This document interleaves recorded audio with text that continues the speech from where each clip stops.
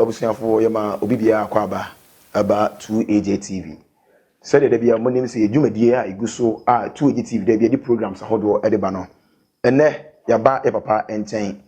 Me angasa papa so for panyini Pastor Gordon Kwame Boateng House of Prayer Ministry e wa pacha pastor for panyina oda no ne ye won nchen.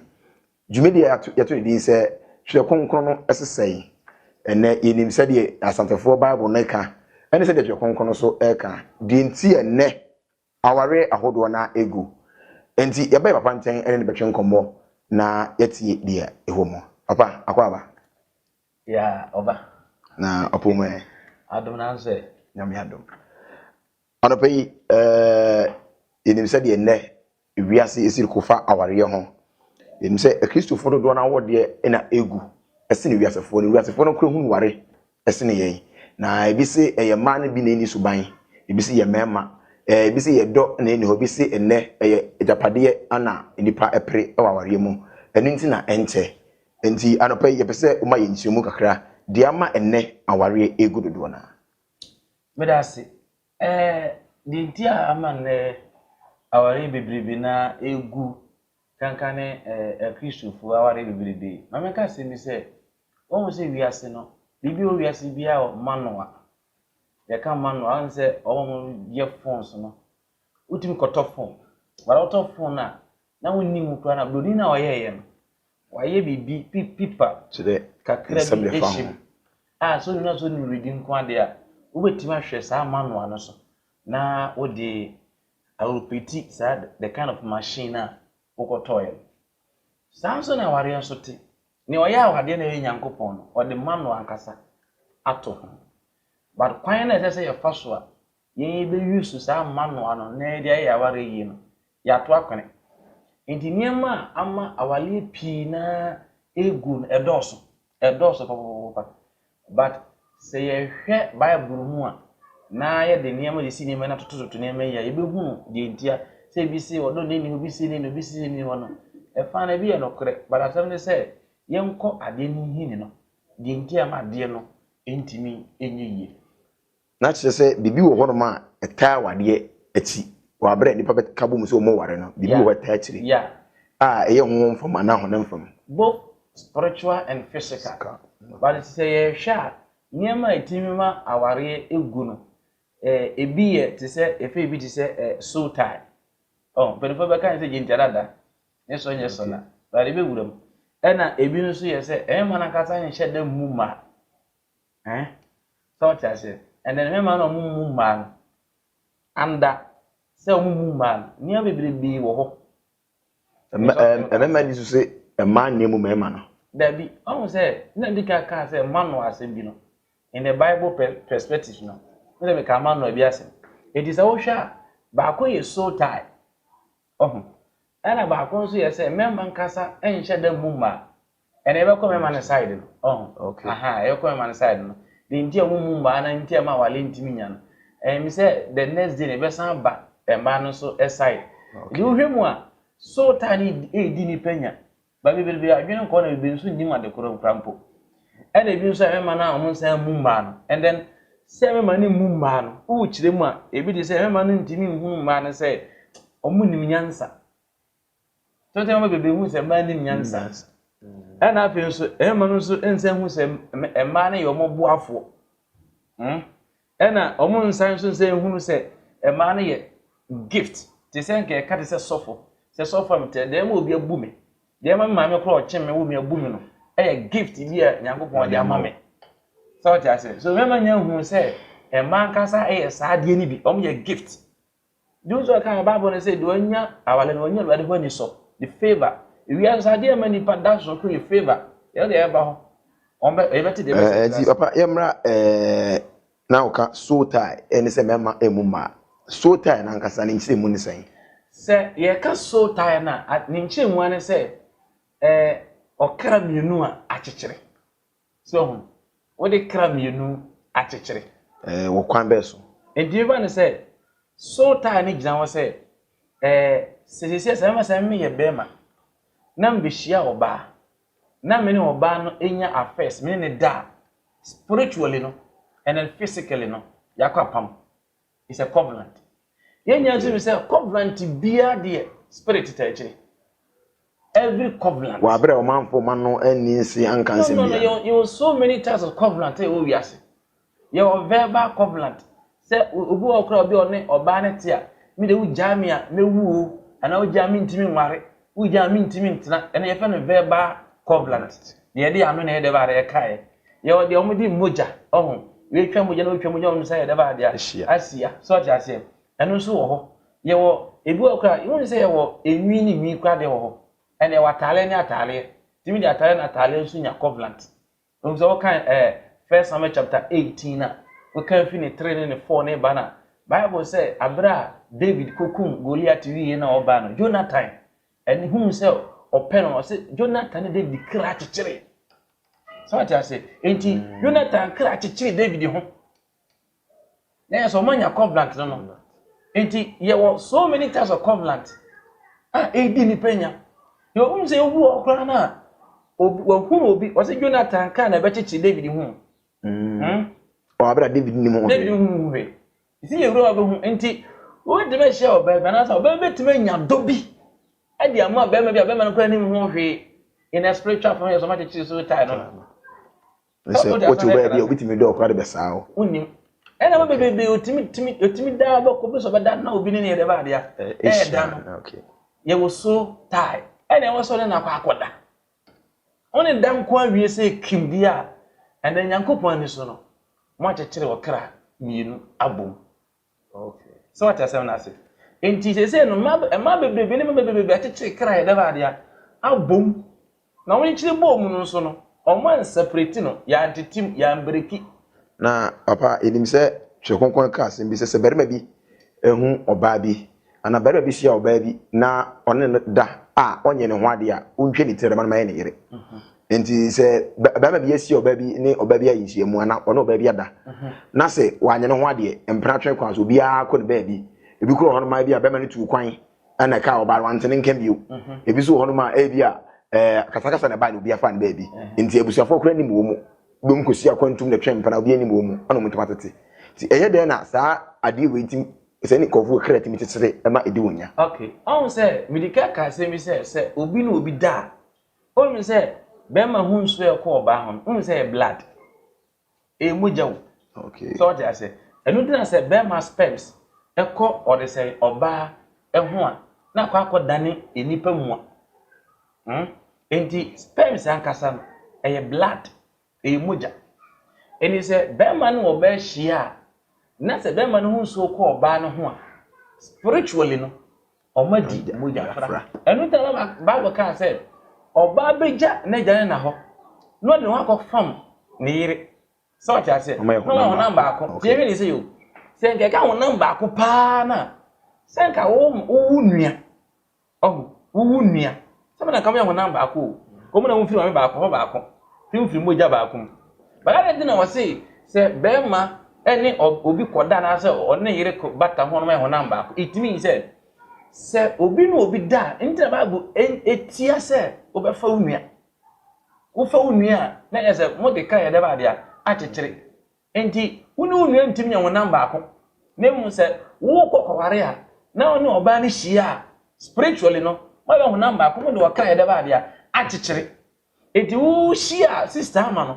ya oni ne da ye no so what I say ya wan ntimi anya ne ho ade no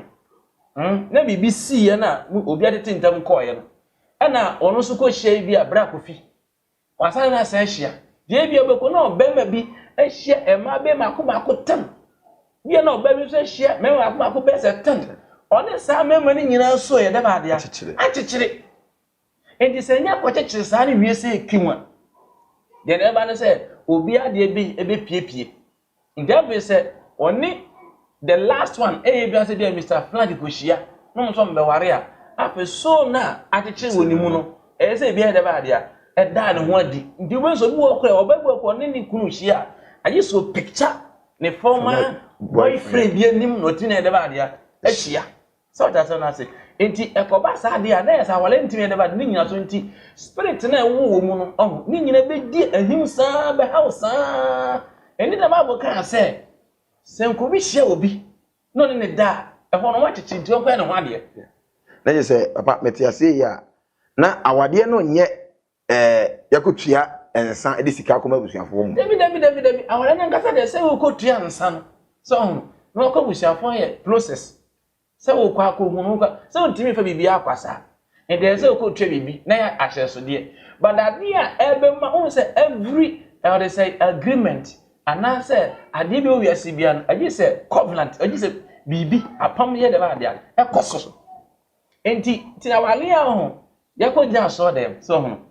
na ya exchange or say rings so just say ni abafie na be ma hu ni ho no so that etimi gusa wale no enya wale okay go intimi nya ho number akone ti dem obi ye ho number akone ene nana ebe koso nti enye se obi be di kan obi adansa na ye de ba dia wa ne ho ade nti na Bible no kan Exodus chapter 22 verse number 16 he said se obi hu na baba mfa na ma wade da no ne kokoda dada ne da on treated no mere yire inada we no kweso hu number ko nti nyame se ye ho na enka hwa but we so the when we ada na connection e de ba dia enti se ko ba se be ma bi ahia oba bi na e wo se one ne tena aware kwan so one na danti nkonye ne ho ade na se abusua afan no abusua ba ko se mempene a e de na mo na wo se be ma tena se o mpini to ja no kwa eno ano no enu nti na e wo adifo eni asofa nkasa so wiase so atiase se de make na kwa o kwa ya fa so break so time de ma de se obi ni obi akohia na so mada na omo ntimi anware a de ko mo ka chekere ho to omo ntimi anwa na se bibi bi nti omo ntima tete a se bofu ni nyina fa no mienu ni nyina omo wi akira kwan ni epe asofo na omo wuram ni break sa de efiri ho okay you abusuafo men kosana men kan mo se 2AJ TV na aguso a o hwe no enti se opese abire bia no ye programs edwumadi a ye die ye videos nje bi na hwe a ohun subscribe button na e wo no kokko no be mia so o mia so a adoma bi danten na o mia adoma so video bi e be to YouTube bia no oso benya bi na ohwe ene so for God na ye ne twetwe nkomo e won nten House of Prayer Ministry so for penyina oda no ne no eguso a edi nkomo na se o me ati ase se awade akura no enye se wato nsa akotua sika mabusuafo no na awade na so wa na emum eye se berima bi ni oba bi edi nsiamu ho na awade no esase enti yensa emne papa ho biu papa na o kasem bi efa sei sota ho asem na yeka na yaka aduru bebi pamponso bi se berima bi ni oba bi ada abusuafo se yempene saa bre no omugyan no mkwa eno ano no anansa na mabu wo situ edefa ho okay me da se se bema bi ni oba bi akwa akonya nhyiabudie e wo kete so na okra na mienu achekire wi a oka Exodus chapter 22 verse 16 o se bema bi koda da baba bi a onfa ne maware na one ne da onkotua etirade ema na ja ne na onfa ne nya ne yere na se eja ne nane se omo mpene so de a ene bema ne nkari sike de ye obabunu ho ade ema oba no eji asem ni enwe be de ka o enwe be de ka ti edi de tene se bema bi ni oba bi nya koda se ekim na se nyame ani so no so time so na chechire ti nyame de o pese sad na nya sini kwa de kono ko twene kira de fa bibi questions de ma na fe omeye oyire na se papa ne se bi woni mu obu ane bi ohwe a wo mpebere enjo fa ne ba ne ma onwale de a ene wase wo be ma no kalisika ye de ye babu hu ade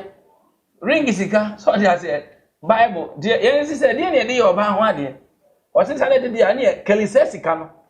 ne fa koma oba no de woni man spiritually no sa so ta ne kate yo enti papa yan hwe se sei brantie bi ehweye woni oba bi de nhyiamu saa bia abusua na mpreso wo se otimi ekate so tai no na bible no tse ne on kare sika de ye obabunu ho ade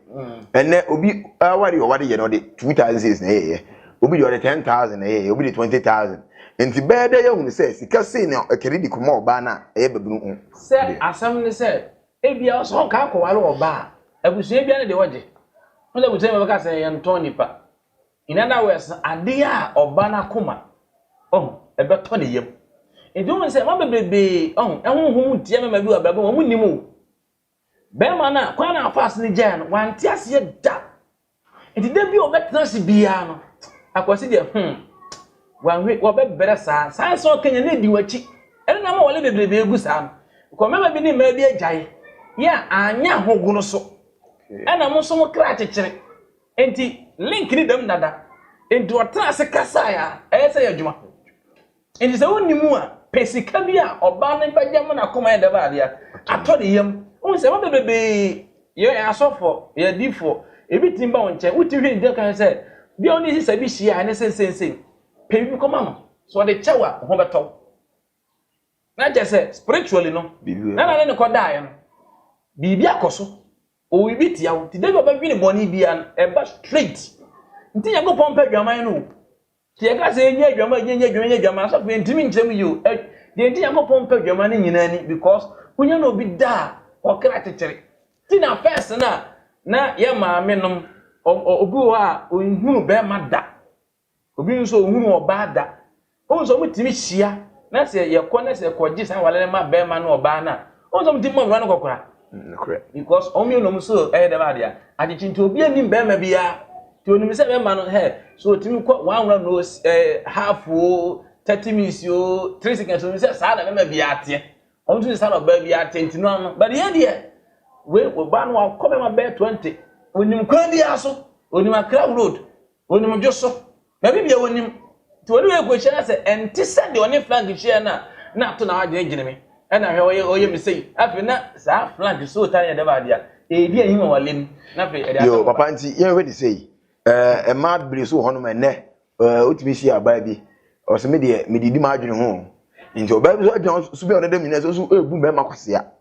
nti be ma shi oba yi oto no yoma nkoye oba yi ho ade etire hu yan se ase me kopie bi so police station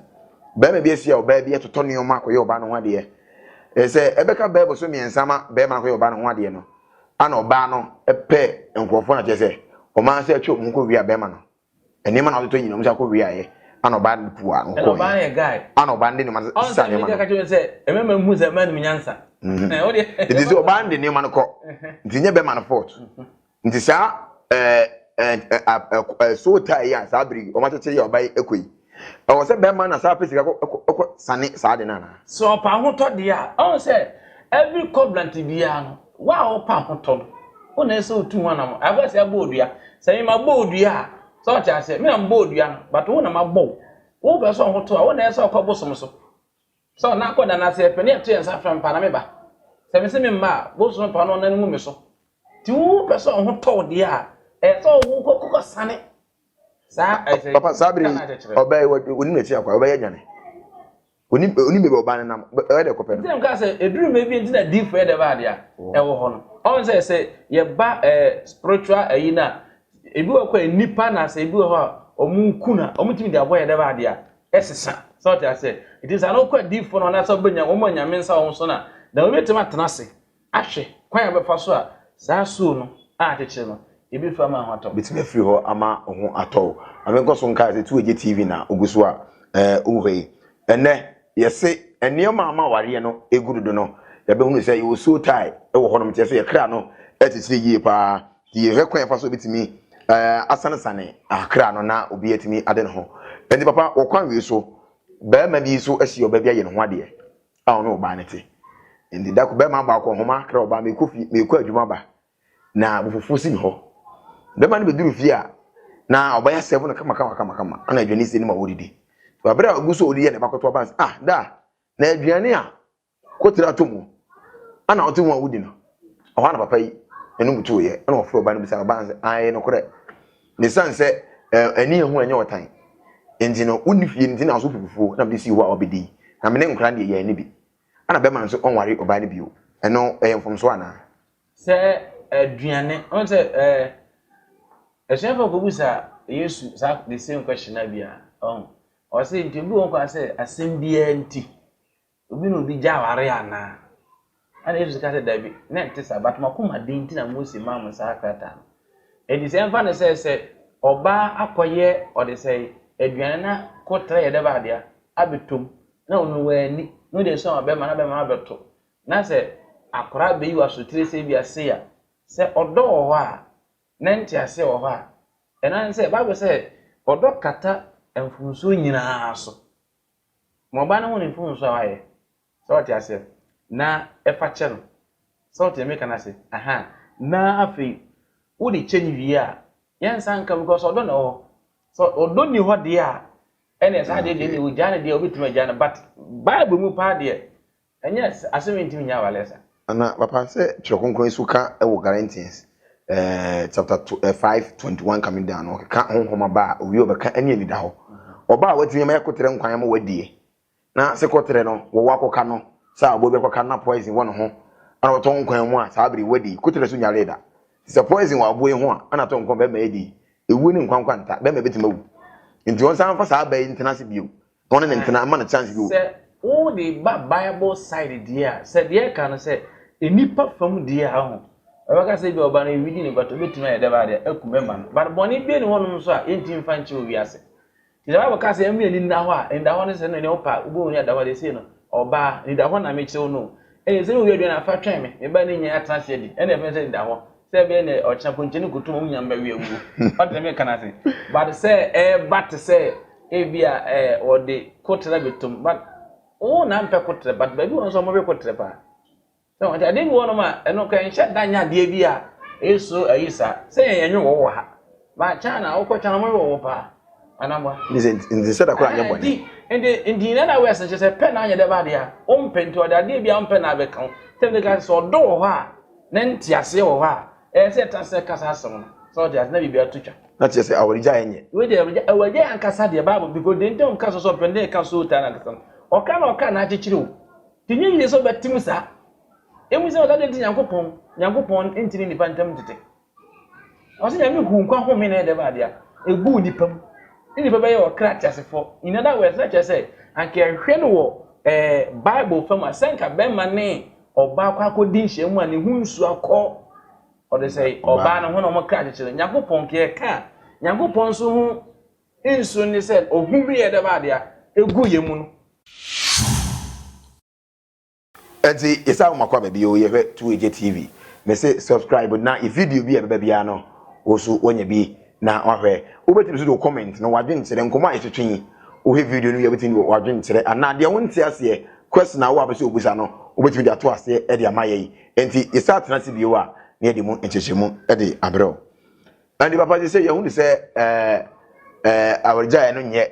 ana so tie no so na ama ware ne ye de egu no and they say no yakoye enne Kristo esuafo yi e de na mo na wo say tu e fa sa nyema ya anka na mo pa se anka Kristo fo tu de se ofri se ye bema na se oni oba bi ahia mu pen ansena ko hia de ofri se wo do no ana mpesa mo ware a asem ba se nke kwa sofo ye bia na e counsel no ye sa sofo se ba bia wale counsel no sa counsel ni mu no sen ka sofo no breaki sadia o se bebre ba try pese ye ya de bi se be ya ware betimatim but o se intimintim noa because se free se woni wo yakoda we ni wo yada wo be hia we no o se wa otiwe ye ma so ne emma be se bia miensa na hia mu a na se wo ko hia do toso na so ne ware a wa hwe a wo de ma miensa nya be compare don't say no sort dem can say ene duru hono mu a na fe ko kai Angelina de no ya be se we ntimi nya enti de na Angelina yema wona na ko kana so ta na yejuma ti kana papa mpa ne se be ma bia na oba bi oba na dwen so ba wali bia no so onye hu se woni oye oba na ne mema da anaye be ma na no oba da ye nkwa sofo ho na ye breki sa de ne mayen anya sa de wale entimi nyina da ebe ba trend say na gise ne dansa won ne da na che say opa na ye so afa kana bene fo gimi omo si so fie fo so omo po asewa na so me de ma pem fa so nchecheche sa na ko ene ego ware pi na asofo na Kristofo ye hu no eni se nke ebetima ye yie pa de a anka be ma bi obe na dwe say obe wale bia ana obe bi obe na dwe say obe wale bia no on pass off for each kwan me break it so tie no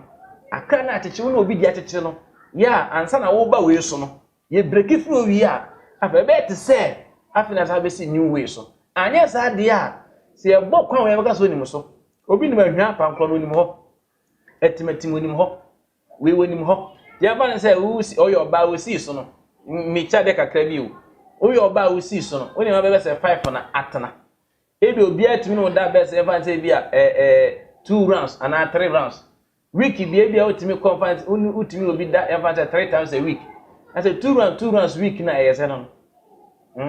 there is a 14 e na ba be wale ebi obi o team bi anso me say wale so nya wale a en na sem sa na nim sa o it is 14 rounds and why asade yes about 2 years you no be share be mat so be share now don't make 2 pe week yan so team that 3 2 3 years 6 so akasen 14 akasen no aka 8 in the 8 rounds on go free him and no class wo ko biaba no ko pass us no okay enti okra se okudwaba na je se obetimi akwakope na ode asoso ma eguso a ebetu egi tv na papa je se ye behwe na wo ka bi se ekọ anka is be ma bi si oba bi odo no na mo be ware a ka mo ko cancel na se ka sofo no etimi me ye briki sa na ma na mbese me hu ni se ati asofo ni nim sa di amin timin ka se omunnim ana so omunnim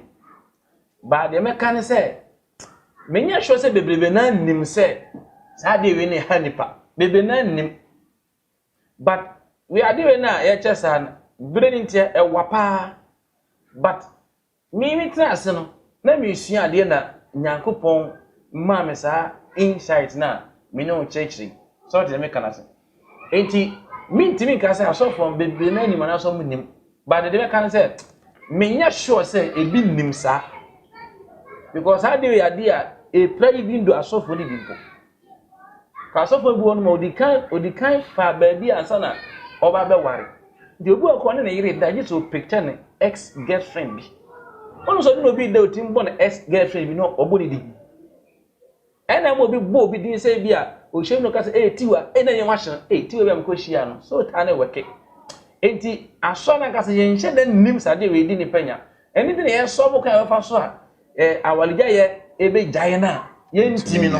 otitefo na no omni engrofo ne deda bebrebe no na ogu do be hunu no no ne te no ma wale ne che na awalija ye ni ho enti de ntia ma wale bebrebe egu no sa so tai na enti ye hunu se enne di ntia ma ware no egu no so tai no enti enne ye hunu ade awade gu dodo na no sofo ebreki mu mienu o chise mu mienu se so tai na ye baako ana afi mema mu ma nne ya hweso tai no da be sia bio no ye be san akọ bu a mema emu ema no maka cho se obetimi e de o question no ana se wadwen kire e de egu ase e de aman wa bra o video no ana se bia na papa obi e video yi se mi ohia so okodi obetimi afro na watimi aboa na ana se problem we bi o face receive problems a obetimi afro mo aboa no e ba cho obetimi afro and obetimi do number no atodwa e de amaye na obi hia wa watimi afre na so watimi aboa no se obi wo problem na won ti ase se de ya chechire mu na se ofese okọ feda number na 0546 73 5418 0546 73 5418 enti enne ye ni so for panyina oda House of Prayer Ministry ni tiwa patrapa Pastor Godwin Kwame Boatin ana etwetwe nkomo ye dumadi ye fe no twere konkron no esesen enti enne e papa ni di nkomo no enti obetimi afre no 0546 735418 0546 735418 obetimi afre no na de ontia sie we hu no watimi abusa no anase uja comment no so wase a ada be se hia no beji dwumadi no yenya enwi afre ni asase bebere wanimu na de ontia sie no so ode aba anase obetimi afre production number 0242963015 0242963015 na de ontia sie no watimi akate na eni so fo se hia biwa yɛtumi awusa no wobɛtumi abɛsɔ yɛn asene ɛwɔ dwumadie so wɔ number koro na 0242 963015 aha yɛ 2AJ TV da sɛ nɛ yɛbɛsan ahyia